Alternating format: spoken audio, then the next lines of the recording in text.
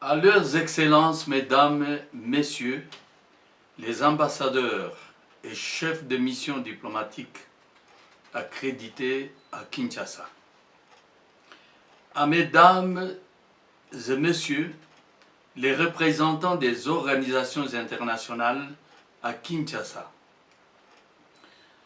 À mes très chers compatriotes, partout où l'Éternel a permis que vous vous trouviez maintenant, que vous recevez ces discours, que ce soit au village, à la campagne, dans le centre extra-coutumier, en ville ou dans la diaspora. Depuis 2 décennies, voire plus, le peuple congolais n'a cessé d'être meurtri en payant injustement de son sang. En ma qualité de prophète, chef de terre et responsable politique, je n'ai cessé d'accomplir mon devoir en le dénonçant à travers des lettres ouvertes ou par mes interventions dans divers médias. C'est ainsi que le 5 et le 28 décembre 2013, je m'étais exprimé selon mon droit constitutionnel, notamment reconnu par l'article 64, à travers 2 lettres ouvertes, en réaction au massacre, une fois encore, perpétré au Kivu par les troupes rwandaises du M23. Amnistié d'ailleurs dans la foulée. J'y avais dénoncé le mépris manifesté par le chef de l'État, celui-là même qui est censé garantir la souveraineté et l'intégrité de la nation.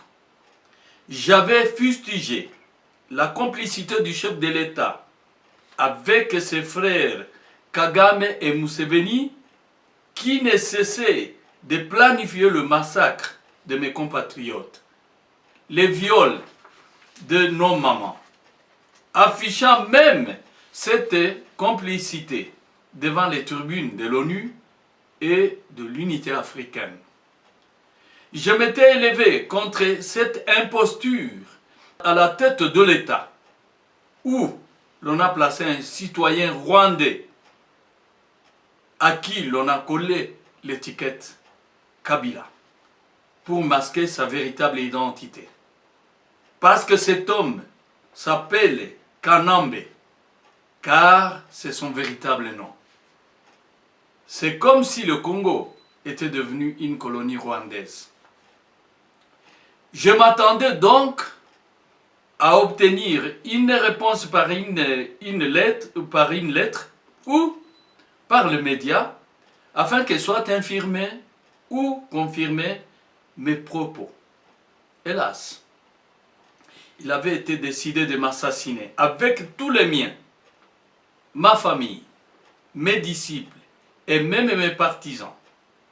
En ce jour sombre du 30 décembre 2013, en attaquant mes lieux d'habitation à Lubumbashi, puis à Kinshasa, en massacrant mes disciples et ma famille dans ma maison, le lieu où je mange, je dors. Pourtant, c'est ce qui m'était le plus cher qui m'a été enlevé. En ce 30 décembre, ce sont ceux avec qui nous avons traversé le temps, partagé des moments de joie et de peine qui m'ont été ôtés.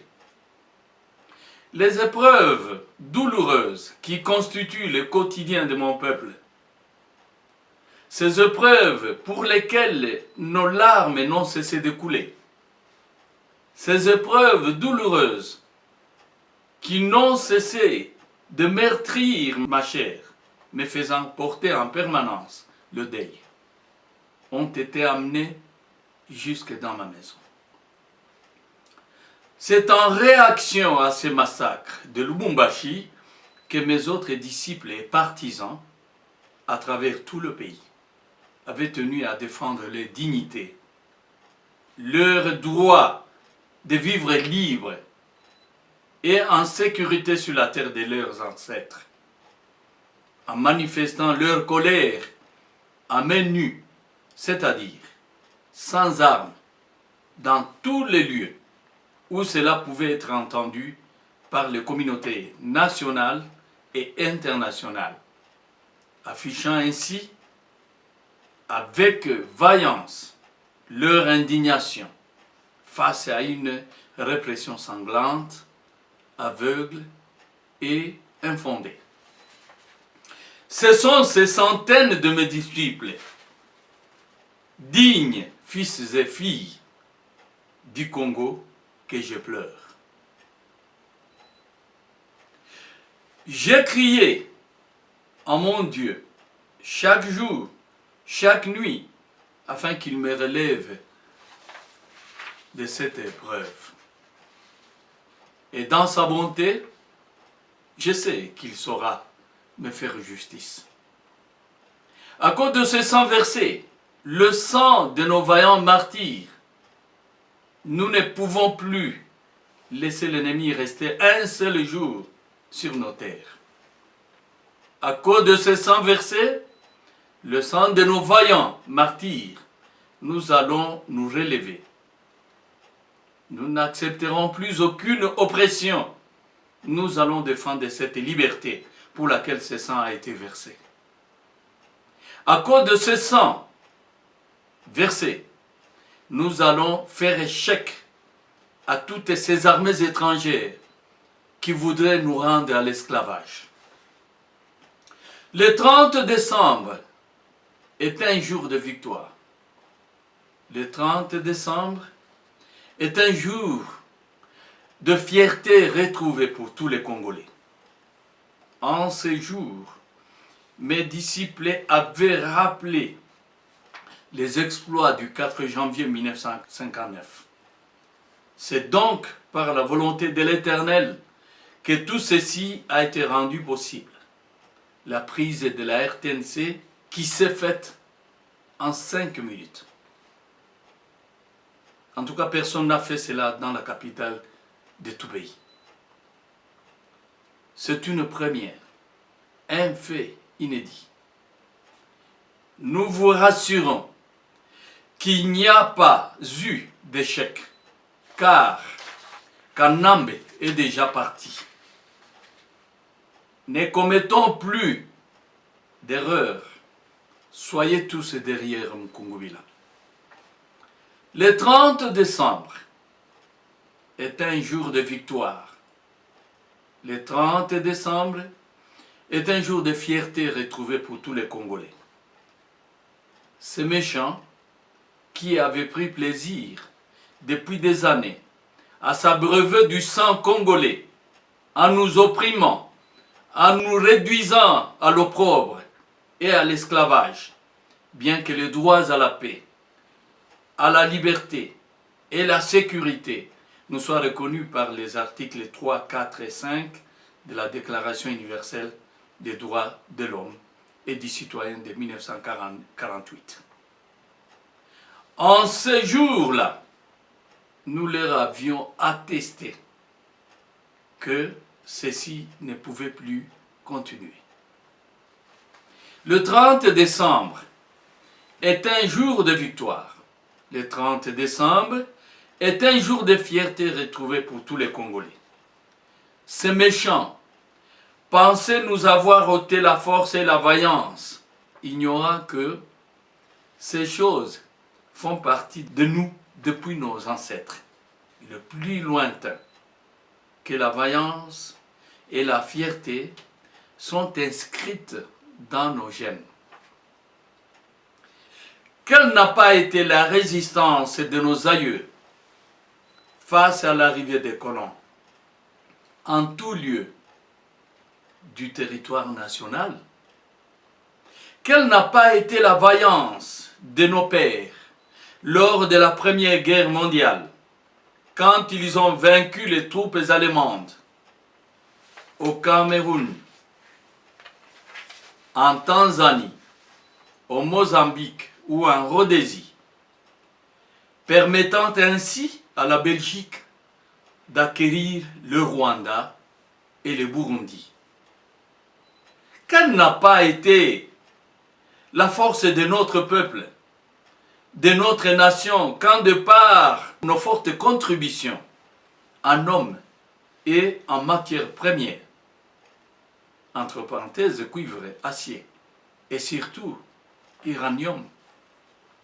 La Seconde Guerre mondiale a pris fin.